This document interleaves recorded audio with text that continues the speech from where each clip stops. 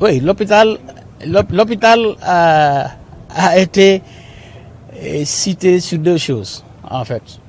On nous a même saisi pour une chose. Pourquoi les fournisseurs des équipements, justement de ce bâtiment, n'ont pas encore livré? Mais nous avons quand même une expérience. Cet hôpital d'Al Diam, il y a eu des équipements qui sont livrés en 2014. Or, l'hôpital a commencé en 2018. Et quand on a ouvert les caisses, il y avait beaucoup d'équipements qui n'étaient pas fonctionnels.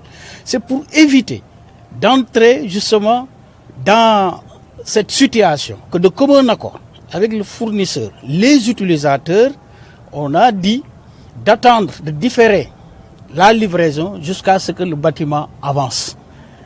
Et aujourd'hui, si ces équipements nous étaient livrés déjà il y a 2 ans avant, avec les embruns marins, on les aurait stockés quelque part. Demain, on va vouloir les utiliser, on n'arrivera pas. Mais rassurez-vous, nous avons rassuré quand même la Cour des comptes. Je vous ai dit tout à l'heure, regardez, ça c'est des lits. C'est des lits qui sont là. D'autres équipements sont à l'intérieur.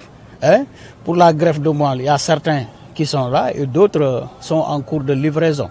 Sur la question de la justification, des pièces justificatives, peut-être que je respecte bien la Cour des comptes, mais peut-être que les documents, il y a eu tellement de documents qu'ils n'ont pas pu tout éplucher. Ou bien alors ils sont passés au niveau du ministère avant de passer au niveau de l'hôpital. Peut-être qu'en passant au niveau de la DAGE, ils n'ont pas pu trouver les pièces justificatives, mais quand ils sont arrivés à l'hôpital, ils ont reçu toutes les pièces justificatives avec un bordereau contre décharge. Donc l'hôpital d'Al Diam, par rapport aux fonds reçus de la Covid, je dois dire que l'hôpital a même mis plus qu'il a reçu par rapport à ces Covid. Et l'hôpital souhaite même recevoir encore plus d'argent pour pouvoir continuer à prendre en charge. Des malades Covid, de temps en temps, on en a, mais on les prend en charge avec les moyens propres de l'hôpital. Je pense que de ce point de vue, quand même, l'hôpital d'Al Diam n'a pas à rougir.